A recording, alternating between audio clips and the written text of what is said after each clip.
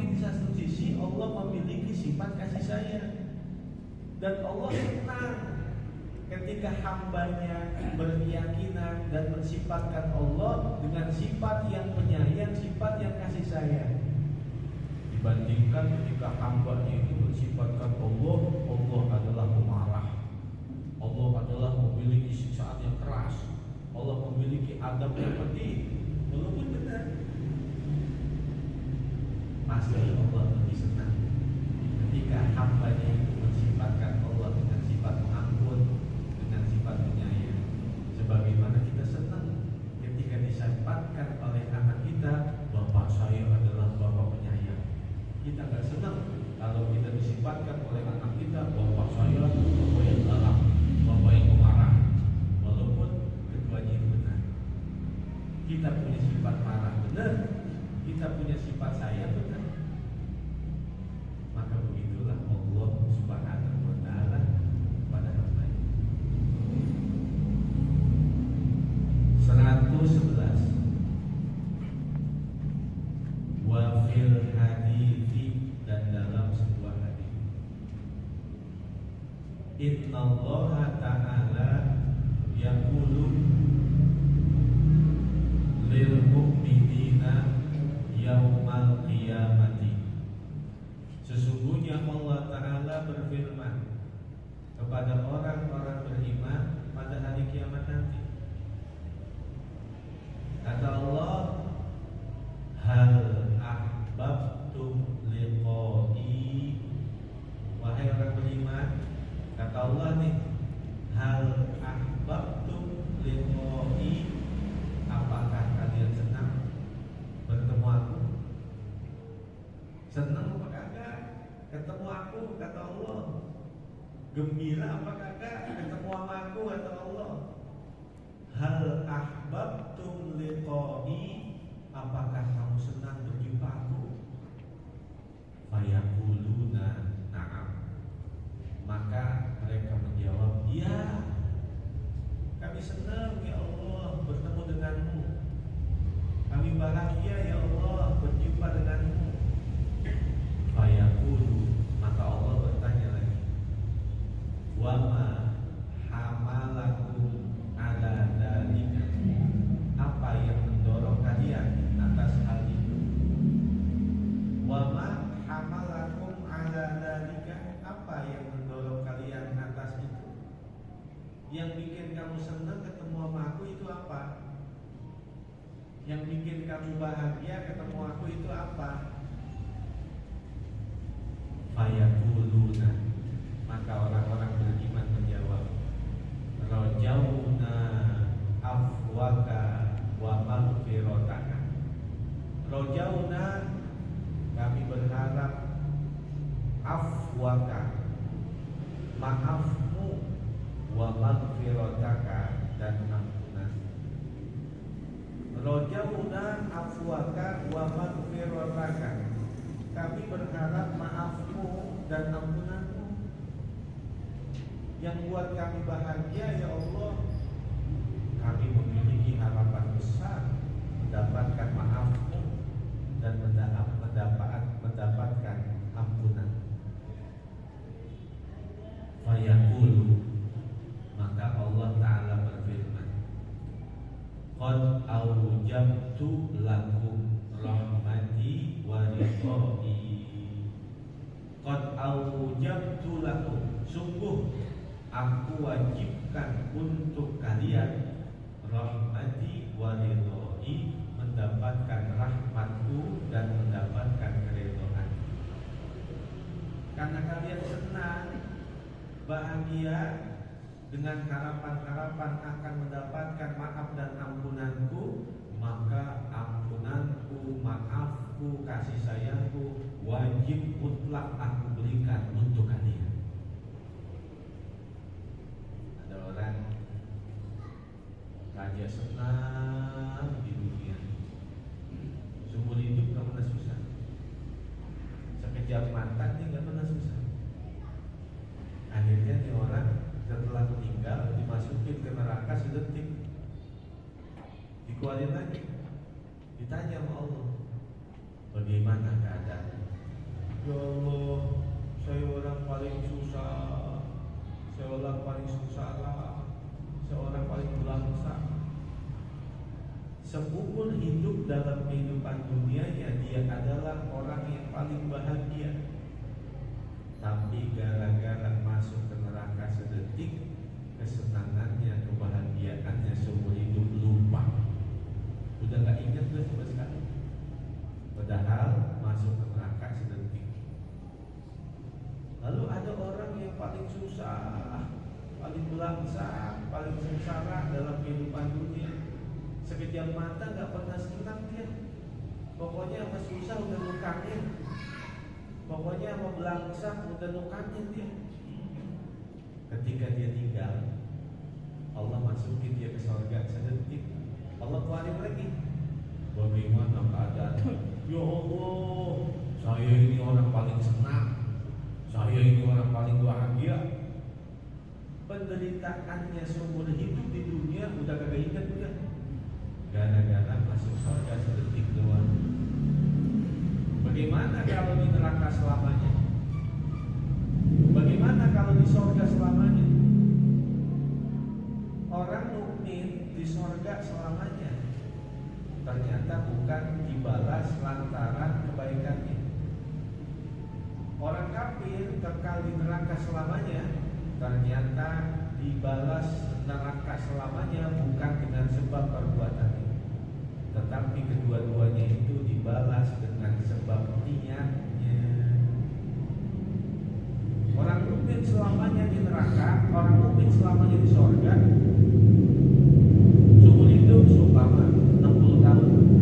Hebat itu orang mukmin dipakai semua ibadah 60 tahun. Gak ada perbuatan dosa sedikit pun. Pasti ada perbuatan dosanya. Tapi kenapa dibalas oleh Allah dengan surga selamanya? Karena orang mukmin itu selalu niat, kalau saya diberikan umur selamanya, pasti saya niat mukmin selamanya. Itu yang menjadi sebab dia kekal tinggal selamanya di surga. Orang kafir sama begitu. Kenapa dia selamanya di neraka? Karena dia niat. Seandainya dia diberikan umur selamanya dalam kehidupan dunia, selamanya dia mau kafir terus.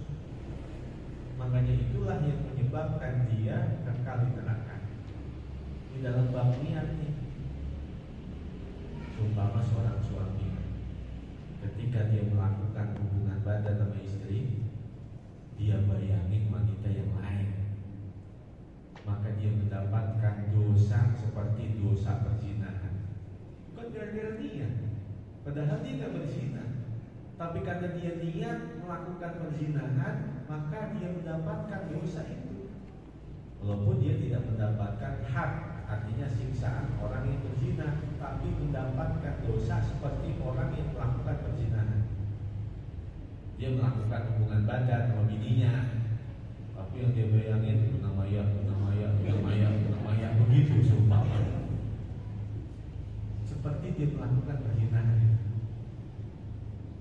Tapi sebaliknya, ada orang yang masuk ke dalam kamarnya gelap, dan dia yakin bahwa di kamar itu pasti istrinya. Lalu dia melakukan hubungan badan. Ternyata pas lampu terang, kagak taunya ada iparnya. Kalau memang seandainya seperti itu, walaupun dia sudah melakukan perzinahan, karena niatnya itu tidak ada unsur kesengajaan, maka dia tidak mendapatkan dosa perzinahan. Jadi dia nggak dapat dosa perzinahan. Cuman pertanyaannya, lalu dari tadi diem aja ya? Pas lampu terang gitu, kagak taunya ada iparnya, kaget dia. Lalu dari tadi diem aja.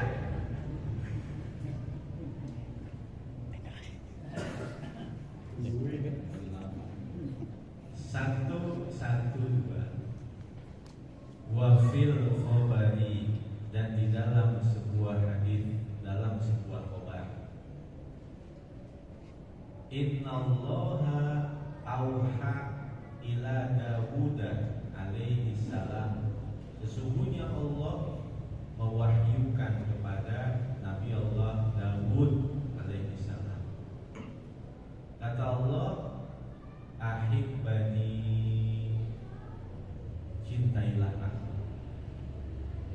ahibba man yuhibbuni, dan cintailah manusia yang mencintai aku. Wa habbibni ila khalqi, dan tanamkanlah kepada hamba-hambaku untuk cinta kepadaku. Ahibbani wa ahibba man yuhibbuni wa habbibni ila khalqi. Cintailah aku, kata Allah, dan cintailah manusia yang mencintaiku, kata Allah, dan tanamkanlah di hati manusia agar mereka cinta kepadaku.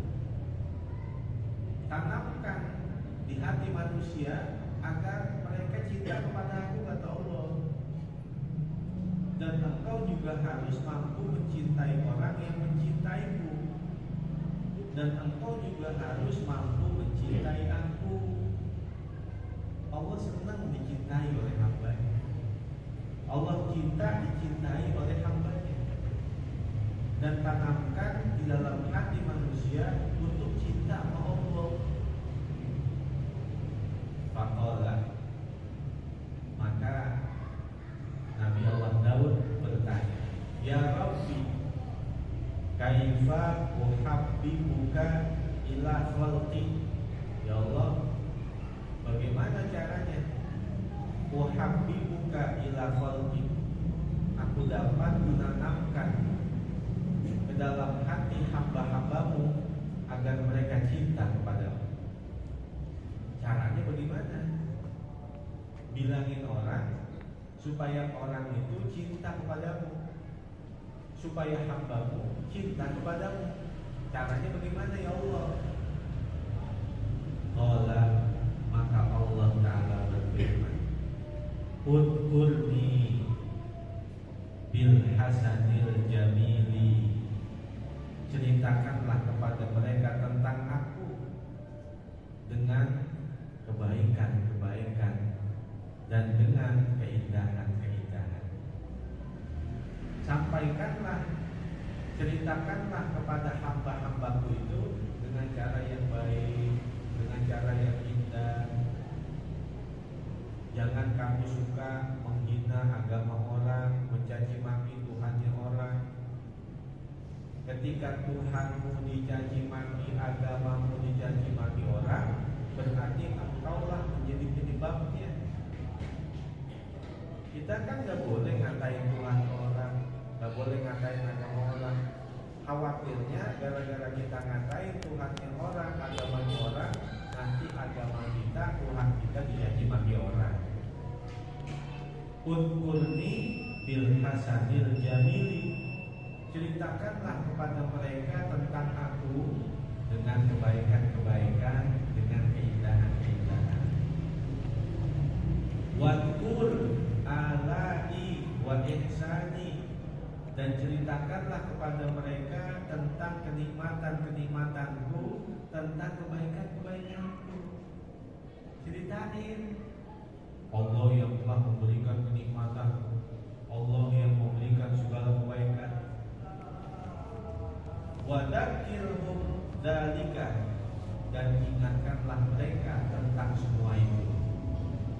Fa innahum la ya'rifuna minni illa jamila, agar mereka tidak mengenal aku kecuali hanya kebaikan-kebaikanku dan kenikmatan-kenikmatan. Jadi ketika mereka membayang-bayangi Allah di dalam hatinya, yang dia kenal dengan Tuhannya itu adalah Tuhan yang penyayang, Tuhan yang memberikan segala kenikmatan, Tuhan yang maha pemurah, Tuhan yang maha pengampun. Agar hamba kenal aku dengan sifat-sifat seperti itu. Apabila engkau menyampaikan dengan penyampaian-penyampaian yang baik. Ada orang datang ke gurunya, Guru,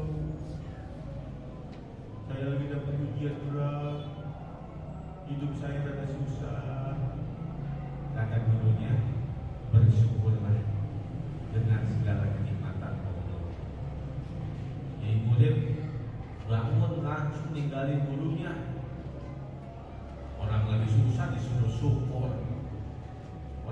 dilangsak disuruh syukur. Kata gurunya, tunggu dulu. Kamu dikasih duit 1 miliar, tapi matamu buta, mau nggak? Atau mau? Dikasih 2 miliar, matamu diambil, telingamu diambil, atau mau? Dikasih 3 miliar, matamu diambil, kupingmu diambil, lalu lisanmu diambil. Kira-kira mau apa kagak? Lah kagak mau lah. Matamu melihat, telingamu mendengar, lisanmu mendengar. Itu lebih berharga dari harta 3 miliar. Apa masih kurang nikmat Allah? Sedangkan 3 miliar kau tidak mau menerimanya, dibandingkan dengan pembelian nikmat mata, pembelian nikmat telinga, pembelian nikmat lisan yang harganya lebih tinggi dari itu. Apakah kau tidak mau bersyukur kepada Tuhan? Sadar diri. Ternyata nikmat sehat, nikmat karunia yang telah Allah berikan kepada kita, kagak bisa kita menghitung dan menghinggakannya, dan kagak bisa kita membayarnya dengan balasan apapun. Sehingga dalam keadaan yang baik orang itu bersyukur, dan dalam keadaan yang susah orang juga itu harus bersyukur.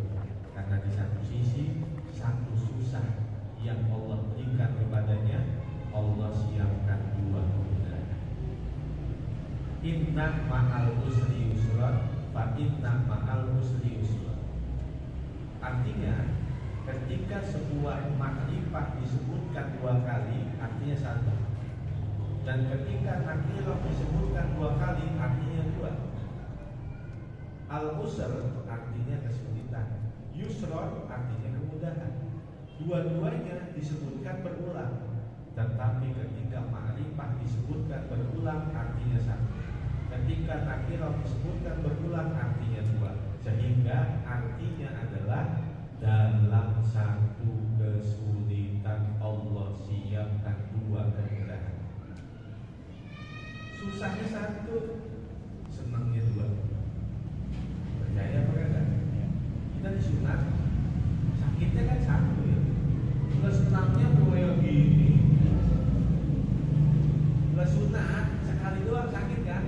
Darah, nangis, sakit, sakitnya sekali. Kalau senangnya sampai wayang gini soalnya. Makanya kan orang kawin itu nikmatnya nggak seberapa, gurihnya yang banyak.